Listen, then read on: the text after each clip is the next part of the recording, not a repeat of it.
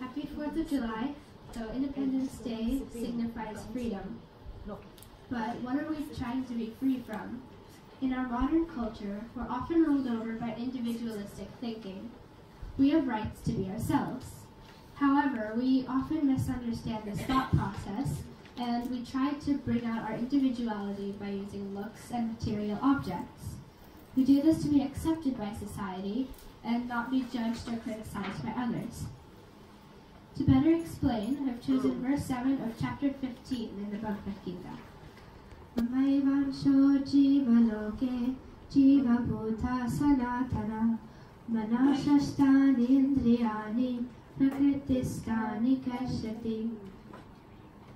Lord Krishna explains, the embodied souls in this material world are my eternal fragmental parts. But, bound by material nature, they are struggling with the 6 senses, including the mind.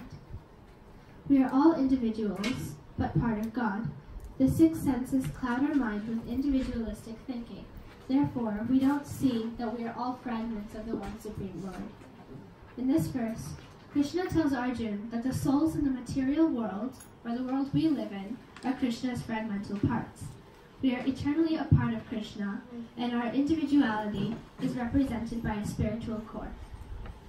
To achieve spirituality, we must first harness our individuality.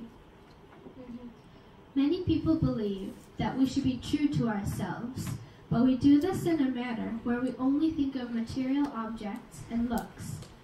The 6 senses, sight, smell, taste, touch, hearing, and the mind, distract us from being our true selves. We rely on the worldly inputs from these senses to define who we are. They make us greedy for things. Take sight, for example. If you see something, like a new pair of shoes, you might think, I should get those, I look good in those shoes. As for scent, you might say, I should get that new perfume, that would make me smell nicer, and so on. People are always feeling inadequate and feel like if they get something they desire, they'll be happier. So if you get something one day, and you say it brings out your personality, and then someone else gets the same item tomorrow, does that person become you? Are you no longer unique? What is ours today was someone else's in the past, and it will be someone else's in the future.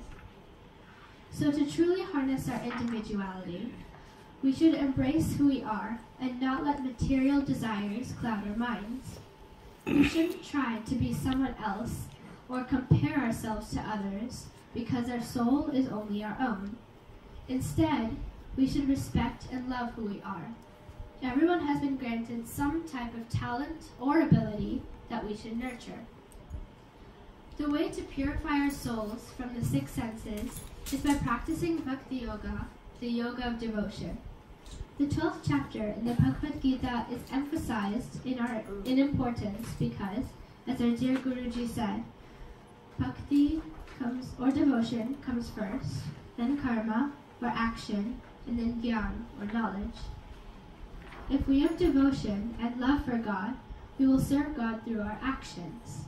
We can do this by surrendering our actions and the results of our actions to God and devoting our lives to Him. By doing this, our lower material desires will be weakened and our higher spiritual desires will be strengthened.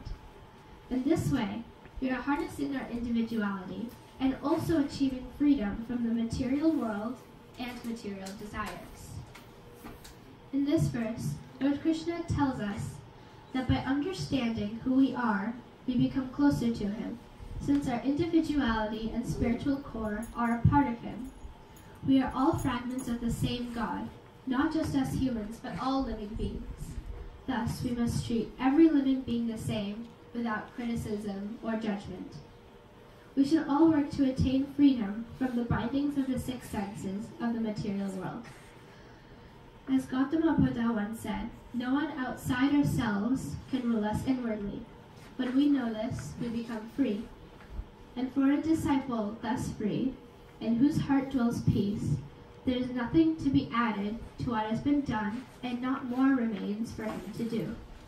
Just as a rock of one solid mass remains unshaken by the wind, even so, neither forms, nor sounds, nor odors, nor tastes, nor contacts of any kind, neither the desired nor the undesired, can cause such a one to waver. Steadfast is his mind, gained is deliverance. Once we realize that material items and people's judgmental attitudes don't affect us, we will be freed from them. Jai Shri Krishna.